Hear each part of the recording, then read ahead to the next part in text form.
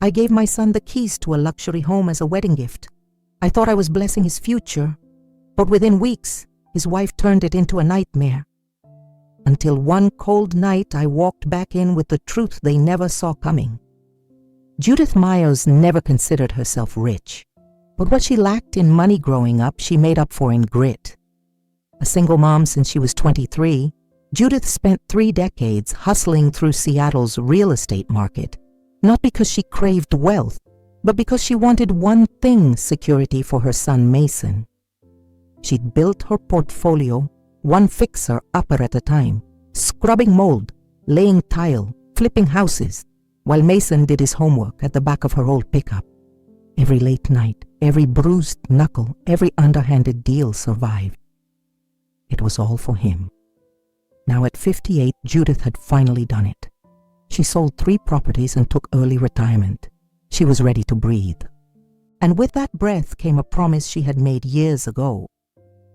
"One day, baby, I'll give you a real home, not a place we crash your home." So when Mason announced he was marrying Alyssa, his girlfriend of 2 years, Judith didn't hesitate. She didn't care that Alyssa came from a glossy world of wine tastings and Instagram-perfect brunches. What mattered was Mason's happiness. What mattered was finally keeping her word. That's how Judith found herself standing outside a stunning colonial-style villa in Kirkland, just 15 minutes from downtown Seattle. The lawn was lush, the shutters a perfect navy blue. A wraparound porch overlooked Lake Washington, and in the backyard, an old oak tree stretched over a stone patio. She had overseen every detail of the renovation shiplap walls, marble kitchen island, spa-style bathroom, even a hidden nook with a window seat where she pictured Mason reading on quiet mornings. It was more than a house. It was love built brick by brick. Judith held the keys in her palm like they were gold. Her heart pounded as Mason and Alyssa pulled up the driveway. Alyssa stepped out in a silk blouse and heels far too delicate for gravel. She let out a little gasp. "Judith, is this—" Judith smiled, fighting back tears. "It's yours. Your wedding gift. I want you two to start your life in a place that feels like home." Mason's face crumbled with emotion. "Mom, I don't know what to say." "You don't have to say anything," Judith whispered. "Just live well." They hugged tight. Alyssa dabbed at her eyes. Judith thought, this is it. This is what peace feels like. And for a moment it truly was. Judith had been through a lot in her life, but that moment standing on the steps of the Lakeview Villa, with the sun painting golden streaks across the shutters, might have been the proudest. She watched Mason take in the house, like a man seeing a dream come true. His fingers traced the brass doorknob she'd had custom made the same style from their childhood home. His eyes widened at the arched windows that let in so much light it felt like the house breathed. Alyssa stood beside him, glossy-haired and glowing in the afternoon sun, speechless. "I can't believe this," she finally whispered. This is like something out of a magazine." Judith chuckled. "It's not just beautiful. It's smart solar panels, double insulation, heated floors in the bathroom. You won't believe how quiet the bedrooms are at night." Mason turned to his mother. "You did this. All this." For us, Judith reached out, tucking a lock of his hair behind his ear, like she used to when he was 5. "I told you, sweetheart. Someday when you met the one, I'd build you something lasting." "I thought you meant that metaphorically," he laughed. She grinned. "Nope. Real walls, real floors, real mortgage, $0. Alyssa let out a breathless laugh and blinked quickly as if trying to hide tears. "Judith, I don't know what to say." Judith waved it off, trying not to tear up herself. "Say nothing. Just fill this place with love, all right? Make it yours." They spent the next few hours touring each room. Judith showed them the pantry with custom shelves for Mason's snack bins, the oversized kitchen island where she imagined Alyssa laying out Sunday brunch, the reading nook under the staircase, with cushions in soft gray velvet. She left handwritten notes in the drawers. Little things like best spot to hide cookies or this light switch is tricky, double tap. She left flowers in the guest room and a photo of Mason as a boy by the fireplace, just as a quiet reminder of the roots that held everything together. That evening they sat on the porch with glasses of sparkling cider. The sun dipped low over the lake, and the sky flushed a deep orange. "I still can't believe it," Mason murmured. "You better," Judith said, sipping slowly. "Because from this moment forward, this is your home. Not just a roof over your head, but your own foundation." Alyssa looked at Judith with what seemed like genuine warmth. "You're the kind of mother I hope I can be one day." Judith didn't reply right away. Her heart was full and for once at rest. That night as she drove back to her cozy little cottage, she felt a peace she hadn't known in years. She had done her job. She had raised a good man. She had passed on something beautiful. She didn't see the storm coming, the first cracks in the paint. It was a breezy Sunday afternoon when Judith decided to swing by the villa. She hadn't seen Mason or Alyssa in nearly 2 weeks, and she figured a surprise visit, just a quick hello, might brighten the day. She baked her signature apple cinnamon pie, wrapped it in the familiar blue gingham cloth, and set out with the kind of joy only a mother can know when she's about to see her child. The drive was peaceful. Yellow leaves danced across the asphalt. The sun filtered through clouds in lazy streaks. Judith hummed a tune she couldn't quite name. But as she turned onto the stone-paved driveway, something didn't feel right. The hydrangeas she had planted along the path were gone, ripped up, replaced by sleek gravel and cold metal garden sculptures. The welcome mat that read, "Home is where your story begins," had been replaced with one that said nothing at all. The curtains she'd chosen a soft cream linen were drawn tight, thick and maroon, blocking out the daylight. Judith stood still for a moment before she knocked. The door opened slightly. Alyssa appeared dressed in a silk robe, mascara slightly smudged, holding a tall mimosa glass. She looked surprised, but not pleasantly so. "Judith."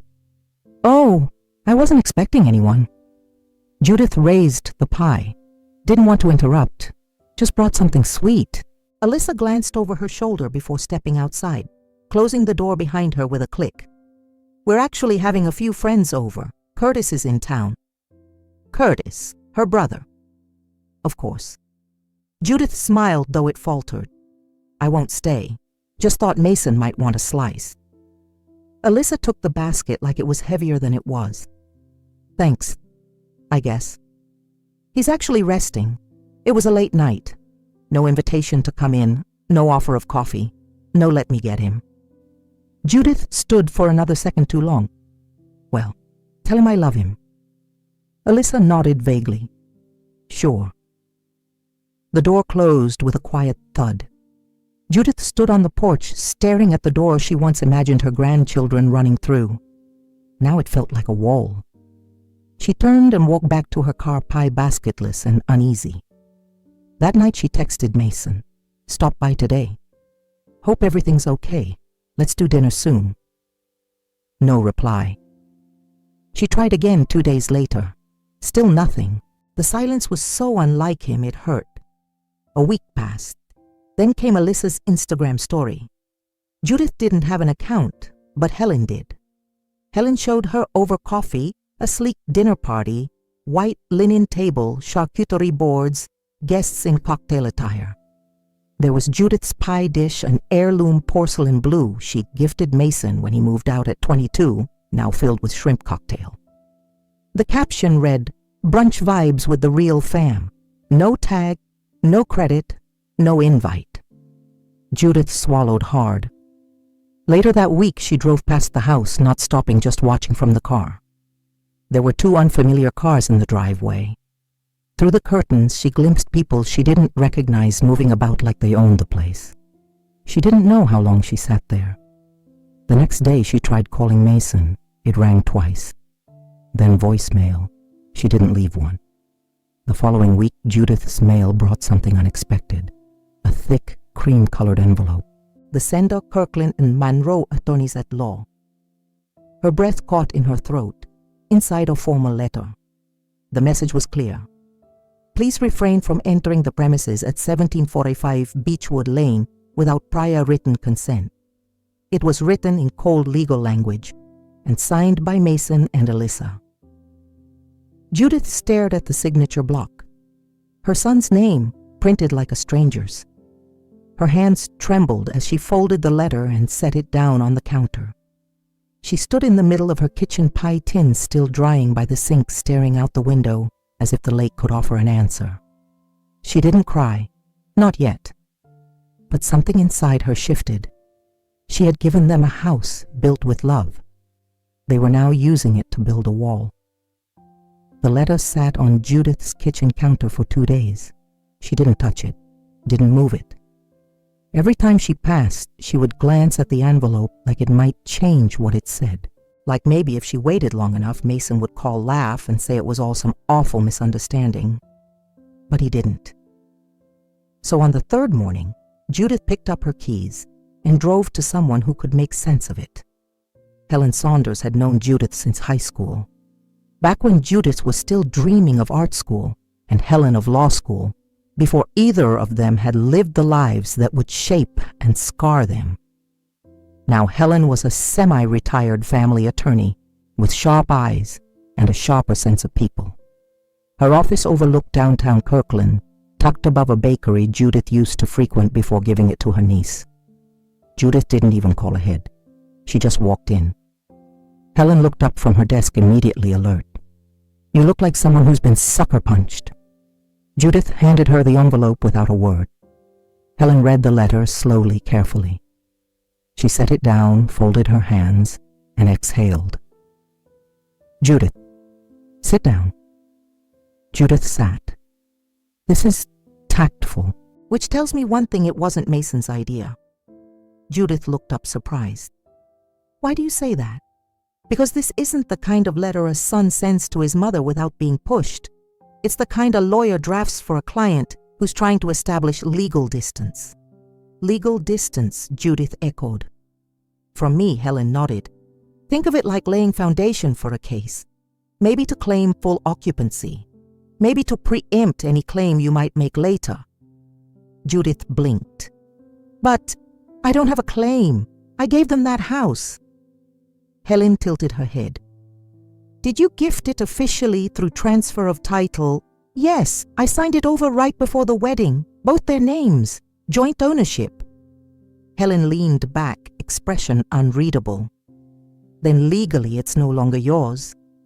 You gave up all rights the moment the ink dried." Judith swallowed. "I just wanted to bless their marriage, give them security." "And that's beautiful," Helen said gently. "But sometimes that gift becomes leverage." Judith stared at her lap. Her voice was small. "Mason would never do this to me." Helen said nothing. Judith's throat tightened. "He's a good man, kind, thoughtful. He grew up with nothing and never once made me feel like I failed. He loved that house. When he saw it, he cried." "I believe you," Helen said. "Then how did we get here?" Helen looked her in the eye. "You trusted someone who might not deserve it, and Mason might be under the influence of someone who sees you not as family but as a liability." The words stung more than Judith expected. She thought of Alyssa's perfectly smooth voice, the way she didn't open the door fully, the way she held the pie basket like it was a donation from a stranger. "She was sweet at first," Judith murmured, "humble. She used to text me recipes, asked for help choosing rugs. She even called me Mom the week before the wedding." Helen raised an eyebrow. "When did that stop?" Judith's lips pressed into a thin line. "The day after the wedding." Silence. Helen got up and poured 2 cups of coffee. She handed one to Judith and sat down again. "Let me tell you something," she said. "You remember my cousin Patty?" Judith nodded.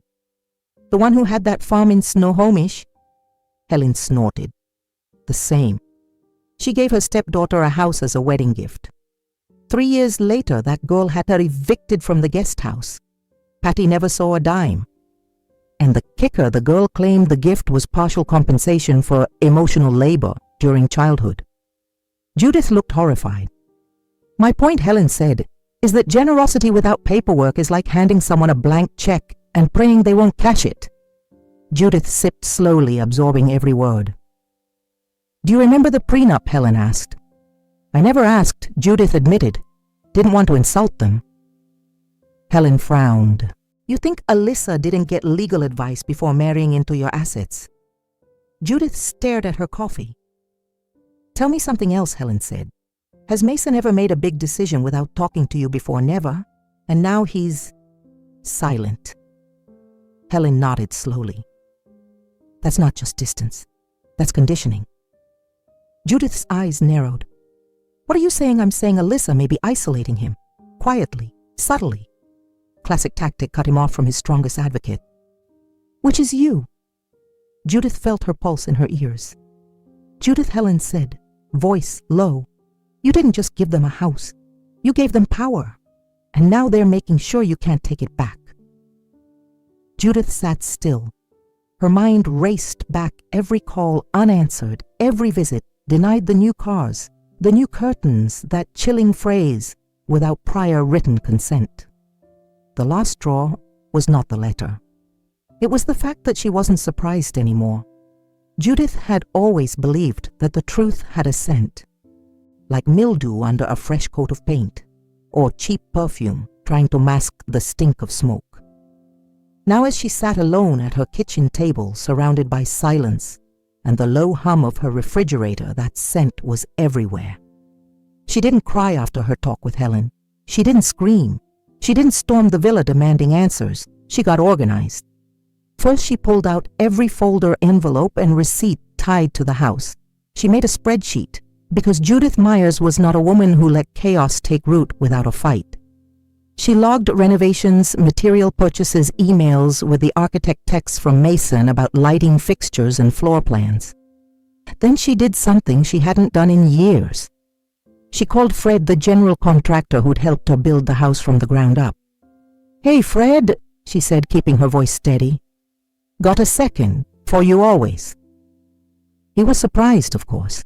They hadn't spoken in nearly a year, but Judith didn't waste time. She asked him plainly if he remembered any odd requests made during the final stages of the build, particularly after she'd officially signed the house over. Fred paused. Well, yeah, now that you mention it. Judith felt her pulse jump. About a week after the transfer, that gal, your daughter-in-law, she called. Said she wanted the basement restructured. Restructured how wanted to seal off the storage area. Said it was for security reasons. Hired a private crew, paid them in cash. Wouldn't let my guys in. Judith gripped her phone. Fred, was there a new lock installed? Yep, not a standard one either. Looked like one of them digital coded things. We weren't even allowed to see the schematics. Thought it was weird. Figured maybe it was a panic room or something. Judith thanked him and hung up. A sealed basement, a private crew, a digital lock. Why would Alyssa need a secret room in a home she'd just been gifted?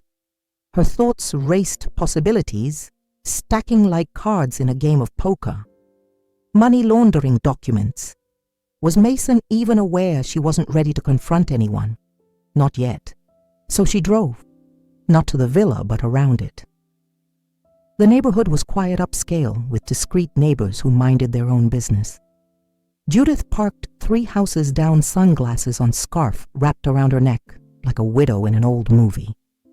From her angle, she could just barely see the back gate. The gardener was outside. Same man she'd hired years ago, Luis.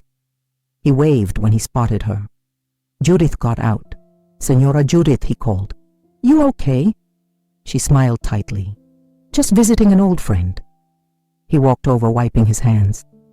Not many friends around here these days. She leaned in. Has anyone else been working on the house lately? Luis looked uncomfortable. Since the wedding, not really. Except for one night. Weird men came. Big truck. They brought something heavy. I saw them carry crates into the basement. When maybe a month ago. Anyone you recognized?" He shook his head. They didn't speak, only her. She stood at the top of the stairs and told them where to go. Judith didn't press him further. Instead, she drove home in silence. That night, she found her old blueprint files and began sketching. Every corner of that house had passed through her hands. She knew where the water lines ran, where the walls were reinforced, where the subfloor had been built hollow for insulation. If Alyssa thought she could hide something from Judith Myers inside a house Judith had designed, she was wrong. Helen didn't say a word when Judith walked into her office the next morning. She just slid her coffee across the desk and powered up her tablet. Judith dropped a folder onto the table, fat with receipts, contracts, and property transfer forms. She built a sealed room in the basement, Judith said flatly. Did it in cash. Private crew. After the house was in their names. Helen raised an eyebrow. And Mason? No clue. At least not then. Helen opened the folder and scanned quickly. This is solid, but we need more. Anything financial, Judith nodded. That's why I'm here. Helen leaned in.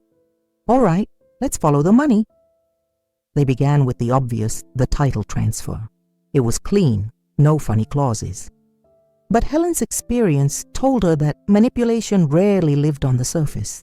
It thrived in the footnotes.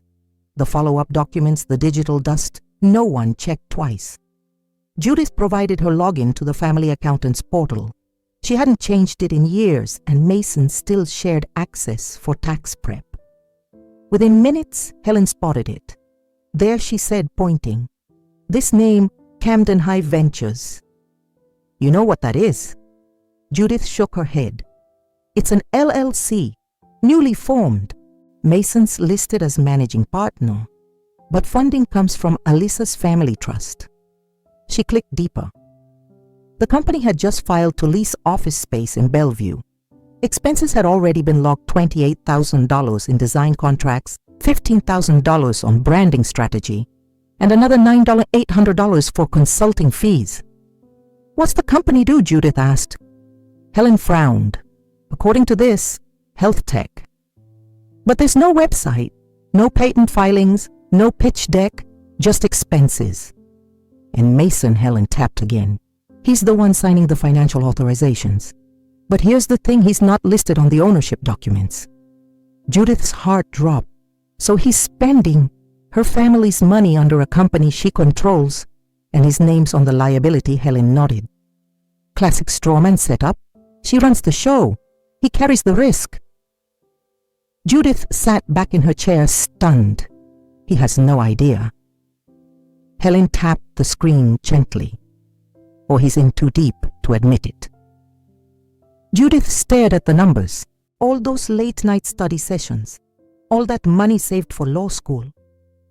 She remembered the day Mason passed the bar, how he lifted her off the ground in his excitement. She remembered thinking he made it. We made it. Now here he was, reduced to a signature at the bottom of a risk pile he didn't even build. Judith whispered, I need to protect him. Helen nodded. Then we build a case. Quietly, they began downloading every public document linked to the LLC. Helen filed a data request for business licenses. Judith scrolled through Mason's LinkedIn. It hadn't been updated in months, but there was one connection that stood out: Bryce Harmon, a financial advisor, and Mason's college roommate. She made a note. That afternoon, she called Bryce. Bryce, sweetheart, it's Judith Myers. He sounded surprised. Mrs. M. Wow. It's been years. Everything okay? I hope so. I'm trying to get clarity on something. Mason mentioned his new business venture. A pause. Camden Hive, Bryce said carefully. Yes. Another pause. He asked me to look over the structure a few weeks ago. Honestly, I told him to walk away. Too many gaps. No control. I don't think he listened. Judith's voice stayed calm. Why not? I think. He's trying to prove something. That he can build something with Alyssa. That he's worthy of the life she wants. Judith's stomach tightened. Did he say that? Not in words, but you could tell. Judith ended the call, her mind racing. This wasn't just about greed. It was about control disguised as love. Alyssa wasn't stealing Mason's money. She was stealing his sense of self. That night, Judith sat on the dock behind her house, notebook open on her lap. The moon was high. The air smelled like cedar and river rock. She wrote down 3 words: control, isolation, dependency. Then she underlined them. Tomorrow she would go deeper. Judith wasn't one to believe in online gossip. But when people started leaving cryptic comments under Alyssa's wedding photos, anonymous accounts with names like Truthseeker45 and You Deserve Better, she didn't dismiss them as jealous trolls. She screenshotted each one. One account stood out, a Midtown ghost. No posts, no followers. Just one comment that read, "History repeats." Portland 2019. Ask Tyler. That was enough. Judith spent the next 2 days tracking the account through reverse image tools and metadata searches. Finally, she found a Reddit post by someone using the same username in a support group for financial abuse survivors. His name Tyler Gray. She found an old listing for his startup, a solar tech company that went under in 2020, and an archived article in a Portland business magazine. The photo showed him younger, smiling, standing beside a woman with striking resemblance to Alyssa, though she went by Elena Ross in the caption. Judith's breath caught. The smile, the eyes, the same careful posture. She reached out through LinkedIn with a simple message. "I believe you knew someone I'm trying to understand. Can we talk?" She didn't expect a reply, but 20 minutes later he responded, "You're not the first. I'll talk, but off record, Zoom only. No names in email." That night, Judith logged into Zoom under an alias Helen helped her set up. The screen flickered and there he was, older now, tired. "Judith?" he asked, voice cautious. She nodded. He gave a hollow laugh. "I've been waiting 3 years for someone to ask." Judith said nothing. Tyler leaned forward. Her name wasn't Alyssa then. It was Elena. "She walked into my life like a miracle, graceful, smart, made me feel like the king of the world." He paused. "She said she believed in my company, said she wanted to help me grow it. I gave her access to everything, bank accounts, passwords. I even put her on the board." Judith's jaw clenched. Tyler continued. 6 months in, she started changing things. Quietly. She fired my marketing team, said they weren't visionary enough. She convinced me to take out a loan to expand. He stopped, eyes distant. When I went to sign the final paperwork, the company had already been sold.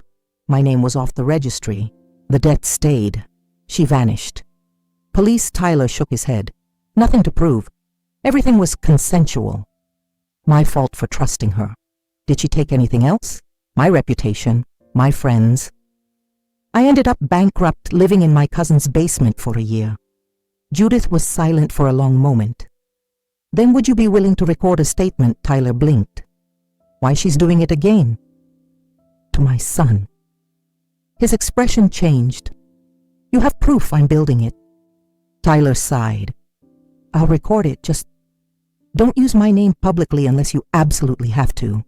I've rebuilt everything from scratch. I don't want her coming back." Judith nodded. "Of course." He looked straight into the camera. "Protect him, Judith, whatever it takes." The recording sat on Judith's flash drive like a loaded weapon. She didn't feel vengeful. She felt vindicated. Everything she'd felt in her gut, every warning, every look, every quiet shut door now had a voice, and it was time to use it wisely. The next time Judith stepped into Helen's office, she didn't look like a woman betrayed. She looked like a woman ready. Helen raised an eyebrow. "You've got something." Judith nodded and plugged in the flash drive. Tyler's video played in full, his voice. Steady eyes, haunted truths bleeding out one sentence at a time. When it ended, Helen sat in stunned silence. "Damn," she finally muttered. "That's more than a red flag. That's a whole parade." Judith placed a second folder on the desk, printouts. of the LLC registration digital screenshots of Mason's financial authorizations, the basement renovation invoice from Fred's subcontractor, and a timeline correlating Alyssa's business activities with sudden financial withdrawals from Mason's joint account. This, Judith said, tapping the folder, is how we cut the strings. Helen reviewed the material, carefully nodding. If we expose this wrong, she'll spin it. Make it look like you're the overbearing mother, the manipulator. Judith's voice was cold steel. Then we don't expose it. We invite her. Helen grinned. You have a plan. Judith did. 3 days later, Judith sent an email, casual, warm. Hi, sweetheart. I've been thinking about how to help your new business. Let's talk about shifting some of my retirement shares to invest in Camden Hive. Maybe formalize your equity too. Sunday brunch, my house. Just us 3. Let's make this right. Love, Mom. Alyssa replied within an hour. That sounds like a wonderful idea. Looking forward to it. Let me know what documents to bring. Classic Alyssa. So confident, so careless. Judith spent Saturday preparing not food but folders. She labeled them Equity Transfer, Risk Disclosure, Asset Separation. Each document had one small but crucial line: I hereby acknowledge full awareness and acceptance of sole operational ownership under Camden Hive Ventures LLC with all attached liabilities. Helen reviewed each line, ensuring legality. Judith printed 2 copies. Sunday came. Mason and Alyssa arrived late, dressed too nicely for brunch. Alyssa wore cream silk. Mason looked tired, older. Judith greeted them with smiles and warm tea. No tension, no accusation.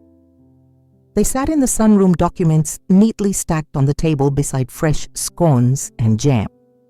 Judith launched right in. I've been watching your venture, Mason. I'm proud of you, and I want to help. Mason blinked. Really? Judith smiled at him but turned to Alyssa. But I need clarity. Legally, my assets are tied to old real estate ventures. I can't invest without transparency. Alyssa nodded eagerly. Of course. That makes sense. Judith slid the first folder over. This just outlines who's in charge of Camden Hive. I assume that's you, Alyssa. Alyssa barely skimmed it. Yes. All operations go through me. She signed. Judith handed her the next one. And this clarifies that Mason's participation is voluntary and limited, just to avoid tax confusion. Alyssa signed again. Mason looked confused but said nothing. Judith handed Helen's assistant, quietly seated in the corner, a small tablet. The meeting had been recorded by consent. The papers were legally binding. By the time they left, Judith had what she needed. Not revenge, control. That night, Mason called. Mom. His voice cracked. She sat on the dock feet, bare moonlight shimmering. I read the papers. What's going on? Judith was silent. Then you know what's going on, baby. You've always known. He didn't deny it. Instead, he whispered, I think I'm in trouble. Judith didn't promise to fix it. She said calmly, then let's get you out. Mason didn't show up the next day, or the next. But on the third morning, Judith woke to the sound of gravel crunching on her driveway. She looked out the window and saw him, her son, sitting on the hood of his old Jeep, staring at the lake like it held answers he'd never been brave enough to ask for. She made coffee slowly, as if giving him time to rehearse whatever speech he was crafting in his head. He didn't speak when she stepped outside. He just handed her a piece of paper. It was a printout, a withdrawal log, tens of thousands of dollars all pulled from joint accounts he hadn't touched. Charges for furniture he never picked, tech gear. He didn't recognize a payment to a consultant in San Diego, where Alyssa had supposedly gone for a wellness retreat. Judith read in silence.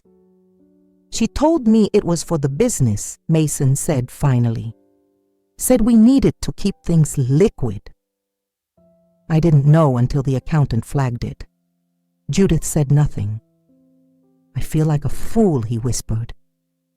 She looked up, eyes soft. You're not. I ignored you. I let her cut me off from you, from everyone. I thought, if I just made it work, she'd finally believe I was worth it. Judith set the paper down. She didn't want a partner, Mason. She wanted a pawn. He flinched. Judith reached out, hand resting lightly on his shoulder. But pawns can become queens if they make the right move. A breath. Then another. Mason's voice broke. I want out. You will, Judith said gently, but not by running. He looked at her scared, then how she smiled sadly, by standing. That afternoon, they met Helen in a quiet conference room overlooking Lake Union. Mason signed an affidavit confirming he had no operational role in Camden Hive, that he had been misled into authorizing finances under coercion and emotional manipulation. Judith didn't flinch when he admitted some of the decisions were his. He took responsibility. That mattered. Helen prepared the motion. They would file under RCW Padua 26.16.1030, a Washington statute concerning fraudulent misrepresentation within marriage, allowing for annulment of asset agreements made under deception. I'm ready, Mason said, hand steady as he signed. Helen looked at Judith. You still okay with going public if this gets messy? Judith's eyes didn't blink. Let her talk. I've got the truth. And him. That night, Judith stood by the lake, watching the wind ripple across the surface. A year ago, she had gifted her son a home. Now she was giving him something far more valuable, freedom. The hearing room wasn't a courtroom, not the kind with a jury and slamming gavels, but the tension inside it crackled like lightning before a storm. Alyssa walked in, wearing white. It was a calculated move. Soft makeup, pearl earrings, a thin binder clutched to her chest like a schoolgirl's notebook. Her attorney, young, polished, and smug, whispered something in her ear. She smiled and nodded, as if this were just another brunch appointment. Judith sat beside Mason, stone still in a navy blazer. Helen shuffled documents calm, but focused like a surgeon preparing for a critical operation. A mediator entered, neutral, efficient. He opened the session. We're here today regarding a petition for fraudulent concealment in financial matters surrounding the joint ownership of Camden Hive Ventures, LLC. Alyssa's lawyer raised a hand before he even finished. We'd like to state for the record that my client has acted transparently and in good faith. The claims being made are not only unfounded, they border on harassment from a disgruntled parent attempting to control her adult son's life. Judith didn't blink. Helen slid a document across the table. We'd like this entered into evidence. The mediator skimmed it. Signed acknowledgement of operational ownership and liability by Miss Alyssa Kane. Confirmed via video recording. Dated 1 month ago. Alyssa frowned. That was just a formality. She said it was about taxes. Helen raised an eyebrow. Would you like us to replay the footage? You state clearly that Mason had no role in operations.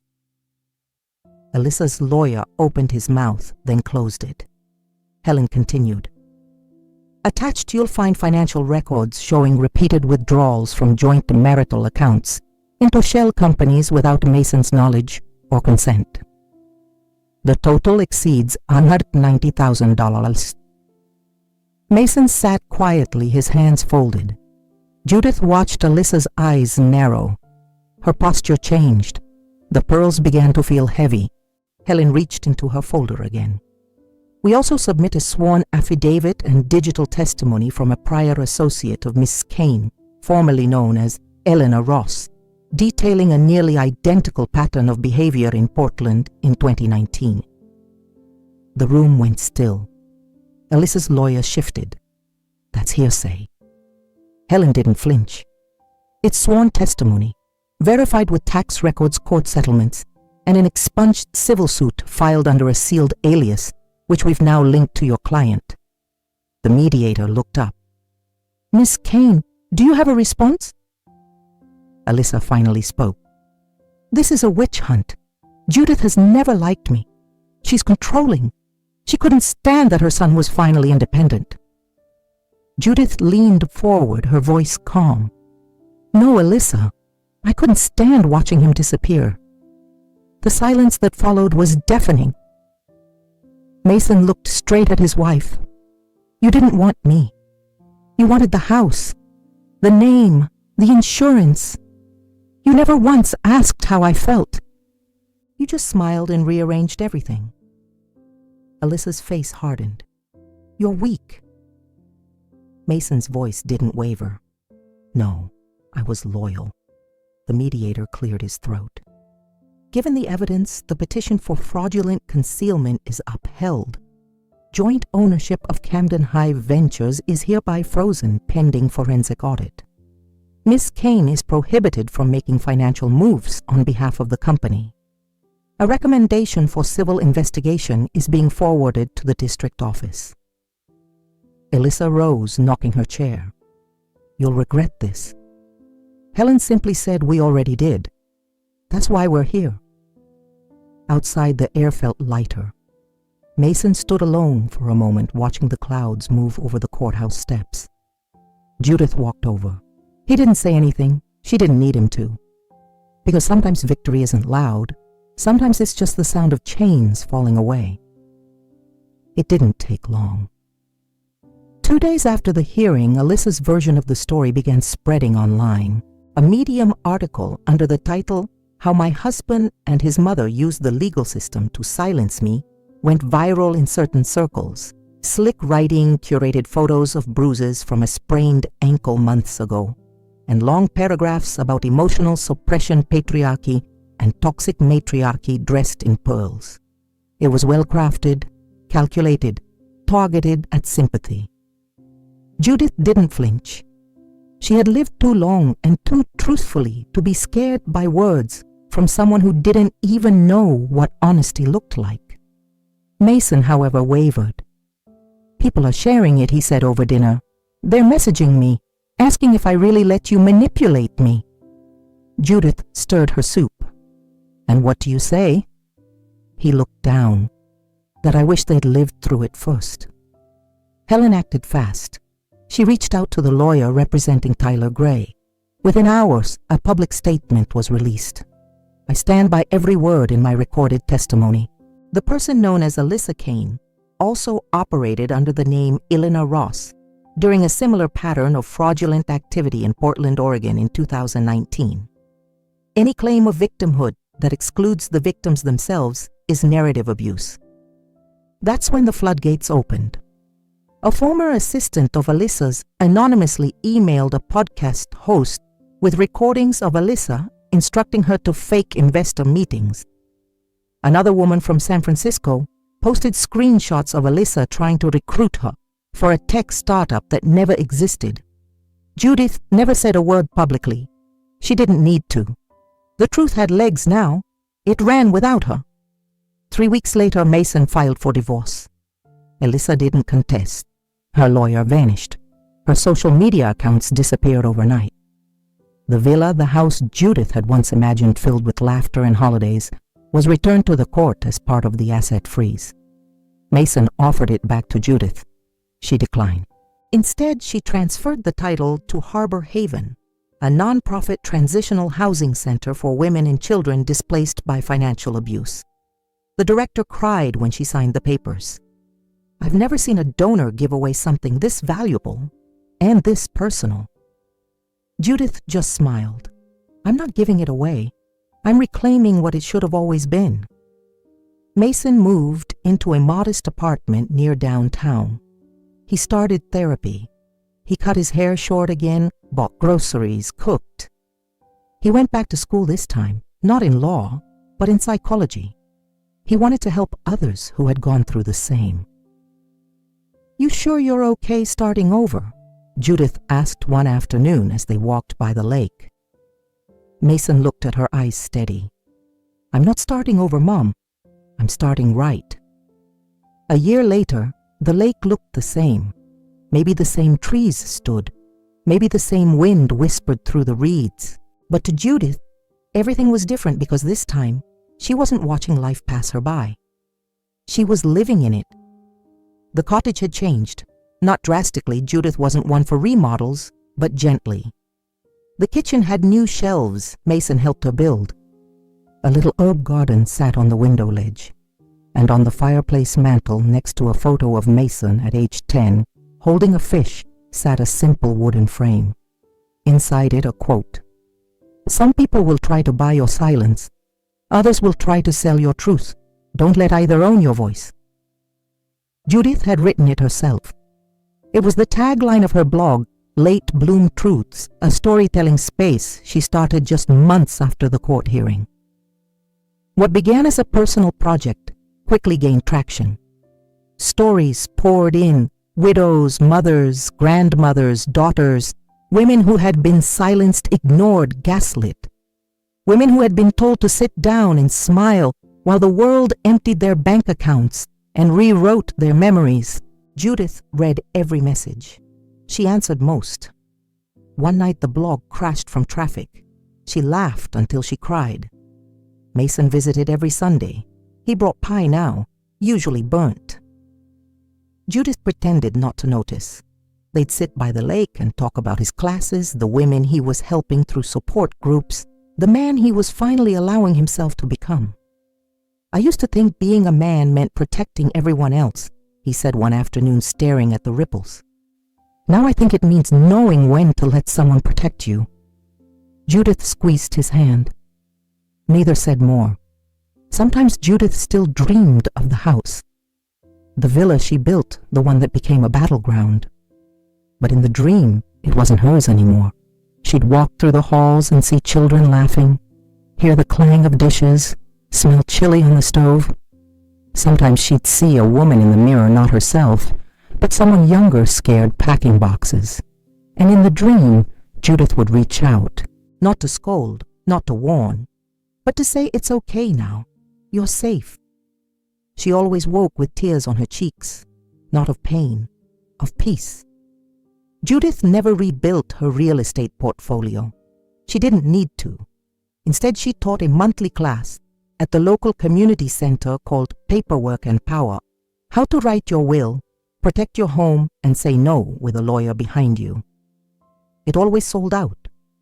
One evening, as she closed her laptop after uploading her 50th blog post, Mason walked in with a letter. "From the courthouse," he said. Judith opened it slowly. Inside a final notice that Camden Hive Ventures had been officially dissolved. She exhaled, then smiled. "It's done." Mason nodded. "It's yours again. All of it." Judith looked out at the lake, now painted gold by the setting sun. "No," she said softly.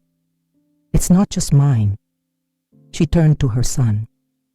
"It's ours."